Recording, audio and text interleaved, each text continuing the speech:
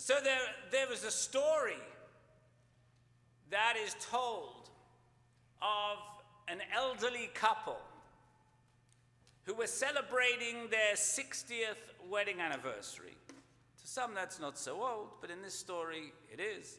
60th wedding anniversary.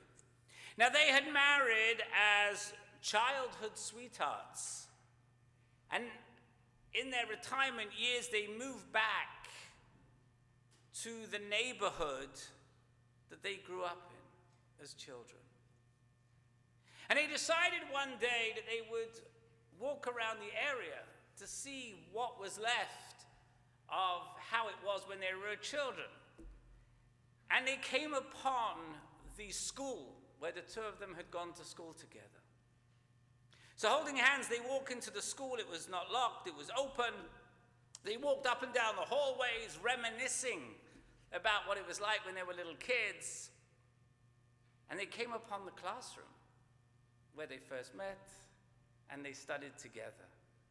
And looking around the classroom, they even found the desk that they shared together, where Harry had carved into the side of the desk, "I love you, Sally." After they reminisced, they decided to walk home. And as they're walking home, a truck, an armored truck, comes round the corner. And as it takes the corner, a large bag of money falls out of the truck, lands right at their feet. Sally quickly picked it up, and not sure what to do, they took it home. And there she sat and she counted the whole evening, $50,000. Harry, he said, "We've got to give it back." Sally said, "No, finders keepers." She put the money back in the bag and climbed up to the attic and hid it in the corner of the attic. The next day was a knock at the door. 2 FBI agents are canvassing the neighborhood looking for the money. "Pardon me," they said, "did either of you happen to find a bag of money that fell out of an armored truck yesterday?" Sally said no. Harry said she's lying. "We found it, and it's hidden in the attic." To which Sally said to the FBI officers, "Don't believe him, he's getting senile." But the agents suspected that there could be some truth. So they turned to Harry, and they began to question him. And one of the agents says, "Harry, tell me the story from the very beginning."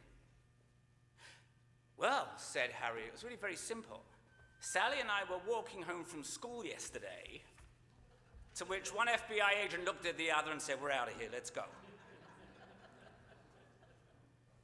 So the question is, what lesson can we take away from this story? And why did I share it with you today? And let's start with that perhaps, maybe it teaches us not to always accept an answer on its surface, but to dig a little deeper. Maybe we don't ask the right questions when we should. In this story, the FBI agent just assumed that the couple were going senile. Had he probed a bit deeper, and had he bothered to ask a follow-up question or two, maybe he would have come to a better understanding of the situation and gotten the answer he was looking for. Now, of course, that would have made the story not so funny, and I wouldn't have told it to you this morning. Perhaps another story. Anyway, this very same attitude is the same way of thinking that can also apply to the way we approach our study of Torah as well as Judaism in general. We usually think about it in the same way that we most likely learned of it as a child. I call it, often people will say to me, we did it this way when I was a child. That's sort of pediatric Judaism.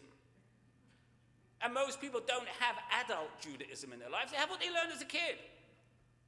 And when we get into the habit of practicing it the same way, what happens to it? And often, as in other areas of life, when a new idea comes along which threatens our way of thinking, or our way of being, or our way that we've been doing it for 50 years, we react negatively when we shouldn't. And perhaps that is why the rabbis say that a wise person is not necessarily somebody who knows the answer, but rather a wise person, says the rabbis, is someone who knows how to ask the right question. And that is because in Judaism, questioning is understanding. And questioning is the true study of Torah. Doesn't matter if you don't come up with an answer. If you look at the Talmud, anybody who studied Talmud would know that only 1% of all the questions that are asked in the Talmud actually have an answer. 1%. As the rabbis say, turn it over and over and over because it's all there. Now I bring this up because in this morning's Torah reading, we encounter an exhaustive list of laws of do's and don'ts. And so we might naturally come away with the often heard criticism of Judaism is too legalistic. You can't do this and you can't do that, and if you do this, you've got to do the other. After all, it's in Mishpatim, where we encounter the laws of lex talionis, the law of an eye for an eye and a tooth for a tooth, and the age-old criticism, the criticism of Judaism, that we are very strict in our legalisms. So how can we live by or find meaningful and relevant system that tolerates Torah? After all, think about this. How can we find a system that tolerates slavery or warns us about the dangers of witchcraft? Seems very outdated if you think about it. Witchcraft? Who gets involved with witchcraft? But if we approach it the right way, and if we ask the right questions, we can see that it really isn't outdated in any way, shape, or form. For example, the Torah tells us how to treat our slaves. Now, the type of restitution that we are entitled to if we are injured, that we are to give special care to the widow and the orphan, we are to help the poor through charity and loans, and to perform other acts of kindness, what we call gemilut chasadim. Now, in the case of a loan, we're not allowed to charge interest. One Jew is not allowed to charge a Jew interest. And we're not allowed to ask for repayment when we know that the borrower is unable to repay.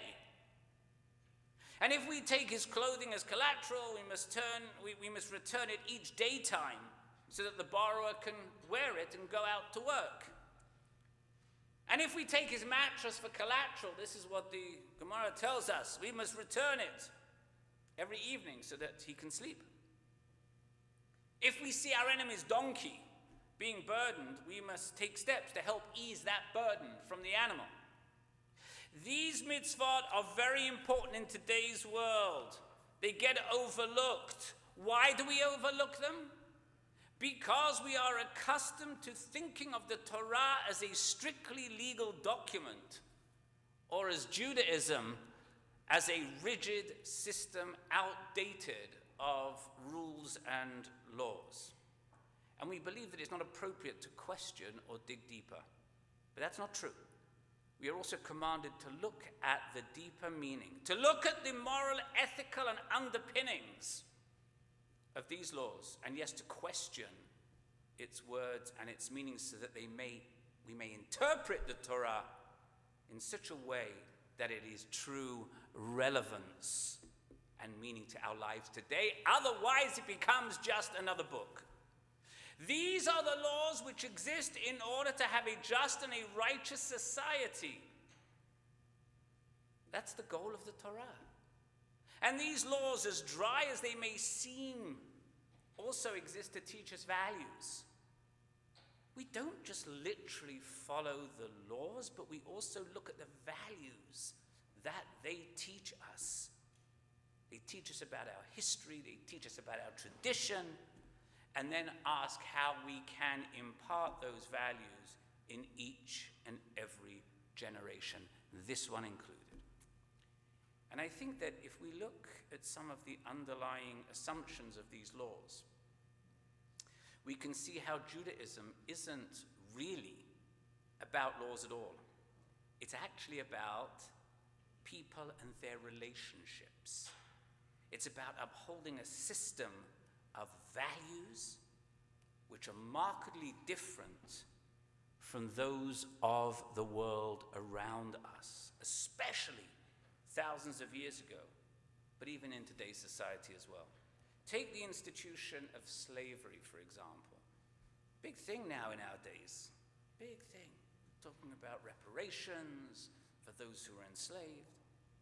We can either accept the institution for what it was, or we can ask a more searching question, and that is, how can it be that the Torah, God's perfect book of law, did not take into account that in our day, slavery would be considered morally reprehensible? Moreover, if the Torah is so humane, why did it allow slavery in the first place? Whether it be that of a Hebrew or a Canaanite slave. And the answer is really quite simple. Had the Torah abolished slavery outright, it would not have been felt at all, and the Torah would not have achieved its intentions of having an impact on all peoples. Everyone would have said, this was nothing more than a crazy idea of the Jews not to have slaves, like their crazy ideas of taking one day off a week and not working on Shabbat. Rather, the Torah left slavery in and of itself in existence in the Torah, but improved the conditions of the slaves to the extent that in the land of Israel, it would become a paradise for slaves. Slaves would be treated the same as their owners. If you study that section on slavery in the Talmud, you see what the Torah was doing. The life and the health of the Jewish and Canaanite slaves were so well protected. A weekly day of rest was given to a slave, just like Shabbat. Slaves from other lands would flee to the land of Israel to find refuge and be decently treated there. And in time, this situation would force slave owners in other countries to improve the lives of their slaves, so that in the end, it would be recognized that a human being is not chattel, and that slavery would have to end. Again, it's not just the law, it's the values that the law is designed to impart to us. And the next example I just want to bring you, what do you think a person is entitled to if he's injured by another person? No, I'm not talking about a literal eye for an eye. That's in the Torah. But rather the value of that lost eye. That is what the Torah is telling us. And compensation for the injury itself. What is the point? If you're going to say an eye for an eye, somebody injures you, so you go and take out his eye. That's nonsense. What the Torah is trying to tell us is, it's a value, it's a monetary value that you are entitled to. For pain, for suffering, for medical bills, for lost wages, for mental distress. If you take out the other person's eye, hey, well, what have you gained from it? Nothing. Guess what? In our present day legal system, what do you think you're entitled to in a personal injury case? Compensation for pain? Compensation for suffering? Compensation for medical bills, for lost wages, for mental distress. The very same thing that the Torah and the Mishnah brought about thousands of years ago. So, to wrap this all up, before you accuse, or before anybody accuses the Torah of being too legalistic, take a look at our system of justice.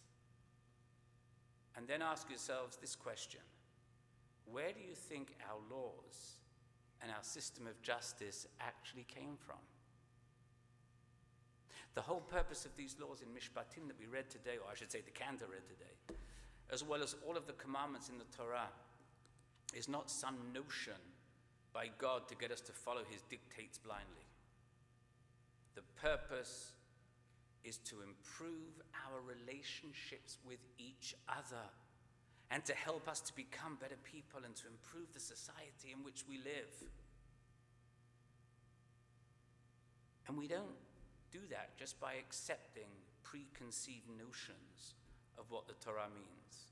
We do that by constantly asking questions and searching for the meaning of the Torah and of its laws, for the values underlying these laws, and then applying those laws and those values and that meaning to our own lives. So for you, Carter, this is my message to you today. And there's going to be another message on your bar mitzvah, but this is the first one. You've got to keep asking those questions, and you do in our classes. You ask questions. It's very good. You keep asking those questions. But at the same time, you've got to keep searching for answers. Because who knows? In the process, you might find your own bag of money. Now, you'd give it back, right? Yeah, of course you would. But your bag of money could come not perhaps in a physical bag of money, but a reward for living up to the values of our Torah and its laws that have landed at your feet. The Torah is here for us today. Shabbat Shalom.